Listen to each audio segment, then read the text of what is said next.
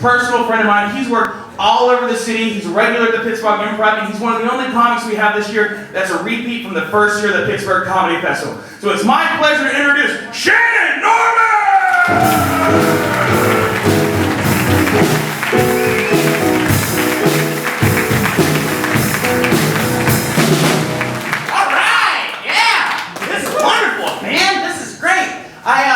I'm going to jump right into it. I got a lot of tattoos, and people like to ask me about them. They want to know if there's a story behind all the tattoos I have, and there is, and I'm going to tell it to you. The story behind every tattoo I have is the story of one time that I had some money.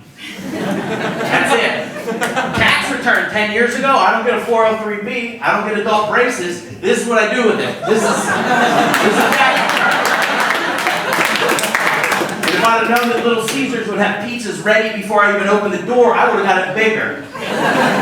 But I'm 34 and I just got hip to the idea that as soon as you make money, you don't have to spend it. You can keep that shit. You can put it in any number of banks, 5/3, Pinza, Dollar, any of them. But 2015, it's a great time to save money. There's tons of stuff you don't need. Like, you don't need cable anymore. You don't need cable in 2015. And I don't mean because of Hulu and Netflix and Roku boxes and your parents' HBO Go password. I mean because when I was driving here tonight, I was driving through Squirrel Hill, and at a red light, I saw two lesbians at a bus stop having an argument. What? That's what God's like. Fuck, better call Saul and see what these bitches are doing. Start the DVR, Gabriel! Alright, I understand it's a little presumptuous of me, but let me give you all the information I had about these two ladies. They were two women that looked and dressed like me, and they had bags from IKEA.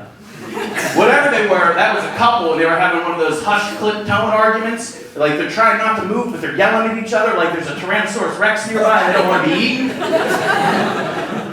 Another thing you don't need books anymore. You don't need books, just walk around the city of Pittsburgh proper. There is tons of great graffiti that you can read, and it's all free.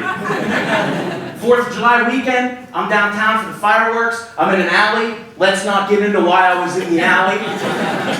You know, fireworks are going off. I'm feeling patriotic, and I see on the wall someone spray painted, "Fight war, not wars." Yeah, fight war, not wars. Let's do this. This is, you know, I'm not a smart man. I don't keep up with the news. I don't read the paper. I try to read Marmaduke when I can. But let's fight war, not wars. Let's bring the troops home. We'll invade Canada. Fuck the Ottoman Empire. Let's do this. This is, yes, fight war, not wars. And then underneath it, someone else, I don't know who, maybe the next Ernest Hemingway, they wrote, "Suck dick, not dicks." What? Are you kidding me? This piece of graffiti is an emotional roller coaster. This thing zigs, it zags, it tugs at your heartstrings. It'll make you believe in magic again. So from now on out, when anyone asks me, "What's your favorite book?" I say, "It is The Back Wall of the Benedum by the Recycling Dumpster." Check it out. Put it on your summer reading list.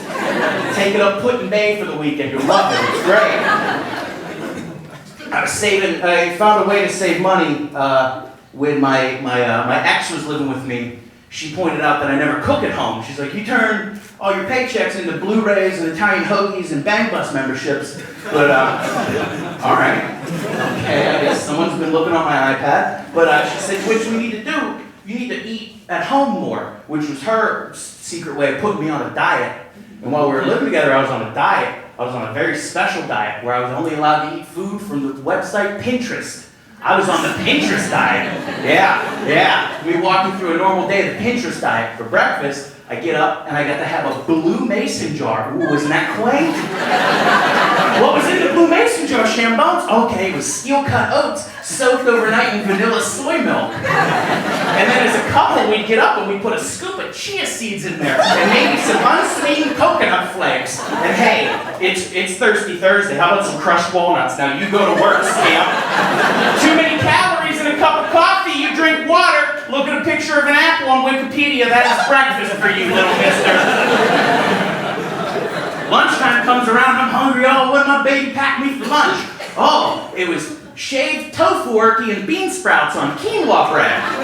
So she took 3 kinds of mold and jammed it through a Play-Doh Fun Factory to make it look like a sandwich. And then on the side, some carrot sticks. Because I'm a grown man that drives a forklift for my day job, but I can't be trusted with a whole carrot. No. Someone might forget where their mouth hole is.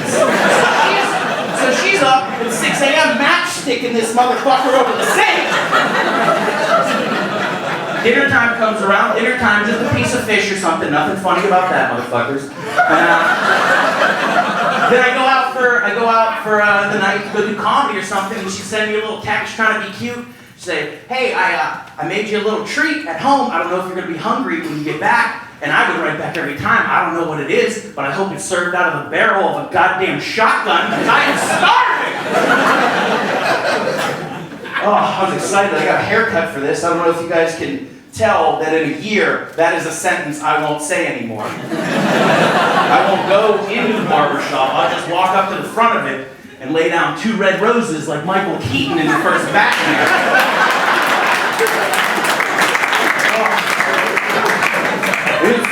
It's weird. It's weird that I'm going bald because the rest of my money's got hair for days. Naked, I look like a hairy baby made out of Donkey Kong barrels. Tonight, wherever I go to drink afterwards, after I have too many and I stumble out and fall, a little Italian man's gonna have to come out and jump over me, or he's not collecting 200 points. How can you pass up 200 points in this economy? Oh.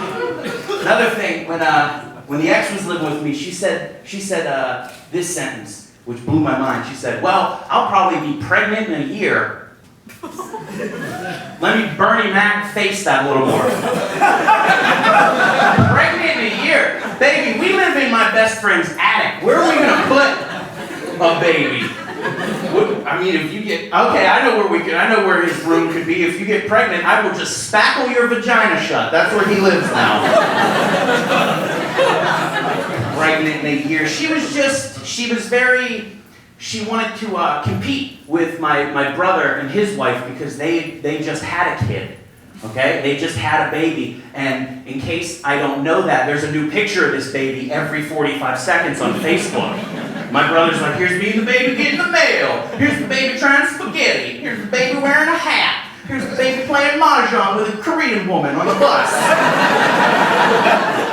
And it's just strangling my Facebook feed like ivy on an old building to the point where I had to call him and go, hey man, if you're going to keep posting these pictures of the baby, could you maybe make the baby a Facebook page so I don't have to be friends with it? You laugh, but this was a learning day for all of us. One, I learned that they think it's real cute, my brother and his wife, to answer all their calls on speakerphone. And 2, I learned that she does not cotton to my ideals. She said, you know, there's a lot of sexual predators on Facebook. How would you feel, funny man, if one of the sexual predators found the baby's Facebook page? Listen, bitch, baby ain't running the goddamn Facebook page. I'm not going to come over for family dinner and go, oh, where's the baby at? Oh, baby's upstairs tweeting about The Walking Dead on Facebook. Baby's up there playing trivia crack, trying to get the sports thing. Real good at history for some reason, you know, the kids and the computers, huh? Baby, you know. And my brother, I'm going to leave you guys with this. My brother gave me advice the day the baby was born. He's holding the baby, instant father, you know, like a father in a can, just add water. And he's holding it, and he looks up at me and he goes, bro, if you ever decide to settle down and have kids, you should name your first child after your favorite thing, because you're going to be so wrapped up in being a dad, man, you're not going to be able to do that thing anymore. And I was like, that's such good advice. Wait a second, that's fucking terrible advice, because I could live 1,000 years. I don't think I'll find a woman on earth that would allow me to name a child Cocaine Nintendo. Hey everybody, I'm Shannon Norman. This is great.